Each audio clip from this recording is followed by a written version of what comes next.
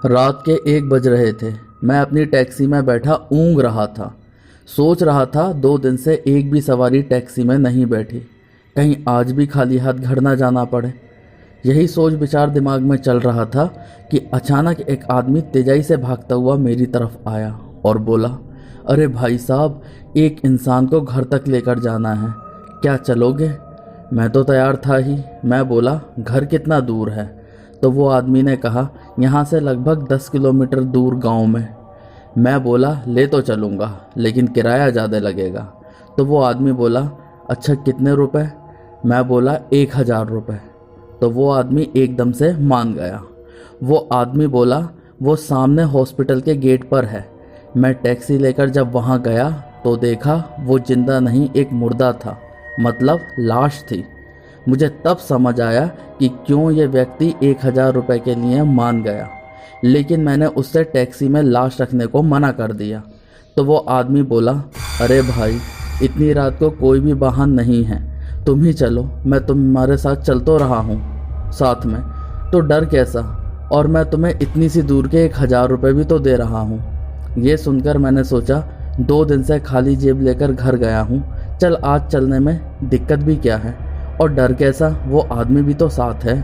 और मैंने उस लाश को रखा टैक्सी में और चल दिए हम गांव की ओर। हेलो दोस्तों, आप सुन रहे हैं भूतिया स्टेशन आकाश के साथ। चलिए बढ़ते हैं कहानी की ओर। मैं हूं अनुज। पिता के देहांत के बाद घर की जिम्मेदारी मुझ पर ही आ गई थी। घर के राशन से लेकर सबकी पढ़ाई की जिम्मेदारी। मैं घर में बड़ा था, बाकी मुझसे सभी छोटे थे, एक छोटा भाई और एक छोटी बहन। मैं दिन में पढ़ाई के साथ साथ सोता भी था और रात को निकलता था कमाने के लिए अपनी टैक्सी के साथ। ये टैक्सी मेरे पापा की थी। ये अच्छा हुआ उनके रहते हुए मैंने टैक्सी चलाना सीख लिया। दिन की तुलना में रात को सवारी कम लेकिन कमाई ज़्यादा हो जाती थी, जिससे घर की लगभग सभी ज़रूरतें पूरी हो जाती थी। अभी हम लोग रास्ते में ही चल रहे थे। वो आदमी मेरी बराबर वाली सीट पर शांत बैठा था और लाश पीछे की सीट पर रखी थी कि अचानक उस आदमी ने मुझसे गाड़ी रोकने को कहा। वहाँ बहुत अंधेरा हो रखा था। मैंने पूछा तो वो बोला, 2 मिनट के लिए गाड़ी रोकिए, मुझे बहुत तेज़ पेशाब आ रहा है। मैं उस आदमी को अजीब नज़रों से देख रहा था कि उसने गाड़ी भी एक ऐसी जगह रोकने को कहा है जो एकदम सुनसान और खूब अंधेरे वाली है, लेकिन क्या करता, गाड़ी रोकनी ही पड़ी। वो गाड़ी से हटके थोड़ा आगे पेशाब करने निकल गया। मैं गाड़ी में बैठा उसका इंतज़ार कर रहा था। 2 मिनट, 5 मिनट, 10 मिनट गुजर गए, वो आदमी नहीं आया। मैं एकदम से गाड़ी से उतरा तो मेरे पैरों तले ज़मीन खिसक गई, क्योंकि वहाँ कोई नहीं था। मैंने वहाँ काफ़ी आवाज़ें दी, लेकिन जब वहाँ कोई होता तभी तो प्रतिक्रिया देता। अब मुझे डर लगने लगा था, क्योंकि एक तो वो जगह बिल्कुल सुनसान थी और चारों तरफ ख़त्म ना होने वाला अंधेरा, और दूसरा मेरी खुद की टैक्सी में लाश, और वो भी अनजान इंसान की। मैं मुड़कर टैक्सी में आया तो वो लाश जैसे रखी थी वैसे ही पड़ी थी। मेरी कुछ जान में जान आई। मैंने गाड़ी स्टार्ट की और चल पड़ा गांव की ओर, लेकिन ये समझ नहीं आ रहा था कि आखिर इस लाश को अब रखना कहाँ है।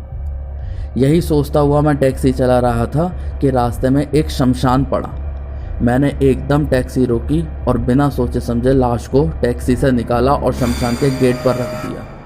सोचा, सुबह को अगर कोई आएगा और देखेगा लाश को तो अंतिम संस्कार कर ही देगा। और तेजाई से लाश को उतारकर मैं एकदम से टैक्सी को स्टार्ट किया और वहाँ से निकल गया। और मैं फिर उसी हॉस्पिटल की तरफ निकला जिधर से मैं आया। मैं मन ही मन उस आदमी पर बेहद गुस्सा कर रहा था कि ऐसे भी लोग होते हैं जो इंसान को बेवकूफ़ बनाते हैं। आगे से मैं कभी भी ऐसी हरकत नहीं करूँगा जिससे मैं फंस जाऊँ।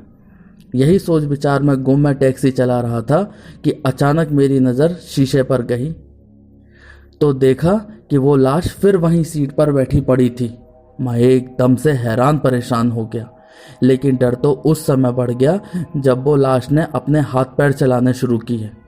अब तो मेरे डर की सीमा ही नहीं रही, लाश ने जैसे ही सफ़ेद कपड़े से अपना हाथ बाहर निकाला, मैं सिहर उठा।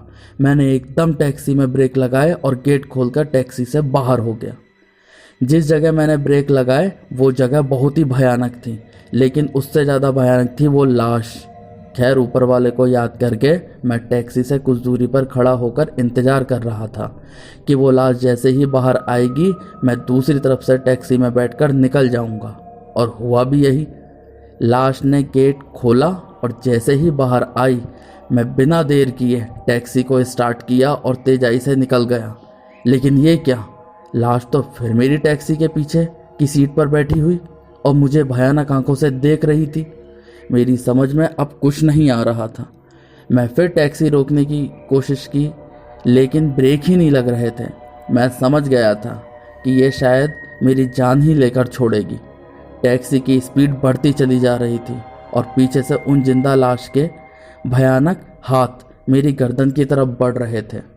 मेरे पास बचने का कोई रास्ता नहीं था।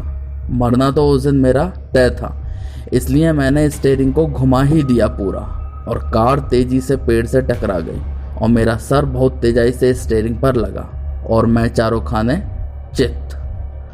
होश आने पर मैंने खुद को हॉस्पिटल में अपनी माँ और भाई बहन के सामने पाया।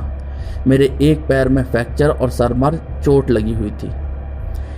इतनी भीषण टक्कर के बाद भी इतनी सी चोट अपने नसीब पर मुझे यकीन नहीं हो रहा था कि मैं आखिरकार बच कैसे गया, लेकिन मुझे काफ़ी कमजोरी लग रही थी।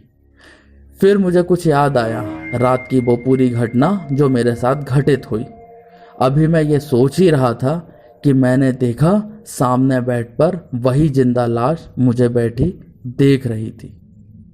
तो दोस्तों, आपको हमारी कहानी कैसी लगी कमेंट बॉक्स में ज़रूर बताएं और हमारे चैनल को सब्सक्राइब करें और बेल आइकन दबाना ना भूलें। धन्यवाद।